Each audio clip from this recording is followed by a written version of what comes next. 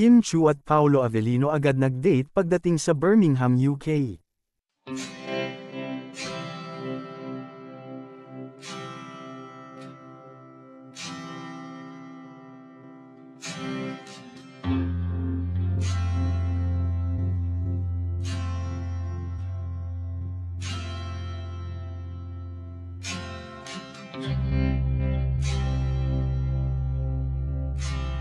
Hindi nga nag-aksaya ng panahon sina Paolo Avellino at Kim Chiu at agad itong nag-food trip pagdating sa Birmingham, UK. May nakakita kasi sa dalawa na masayang-masaya na nanunood sa kanilang private chef at tila enjoy na enjoy panoorin kung paano mag-prepare ng foods. Silang dalawa lang daw ang nandoon na lugar na yon at gusto din ni Paolo Avellino na magkaroon sila ng happy memories habang kumakain.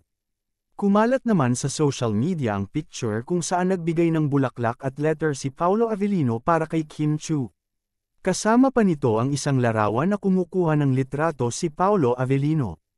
Ayon sa kanya, mahilig talaga siyang mag-photograph ng iba't ibang bagay at si Kim Chiu ang kanyang favorite subject. Ganoon din naman si Kim Chiu na hindi din papahuli pagdating sa pagkuha ng larawan sa iba't ibang scenery. Samantala, bukas pa naman ang show ng dalawa kaya as much as possible ay kanilang sinusulit ang bakasyon. Samantala naglibot din sa lugar ang Kim Pao tandem kasama ng kanilang mga road manager. Ayon sa kanilang staff ay hindi mapaghiwalay ang dalawa at gustong laging magkadikit dahil gumagawa sila ng sweet memories. Very light nga ng kanilang aura at halatang enjoy na enjoy sa Birmingham. Parang bata daw si Paolo Avellino at Kim Chiu na namamasyal habang nakabantay ang kanilang mga managers. Pabirong sabi naman ng isa sa kanilang staff ay parang ayaw nang umuwi ng dalawa at gusto pang manatili sa UK ng isa pang linggo. Kulang daw kasi ang oras para libutin ang lugar since first time nilang dalawa dito. Happy naman ang mga solid Kim Pao fans at netizens sa kanilang nakikitang genuine happiness sa dalawa.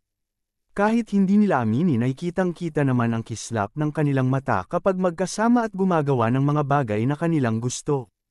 Anong masasabi ninyo sa balitang ito? Comment down below. Maraming salamat sa panunood.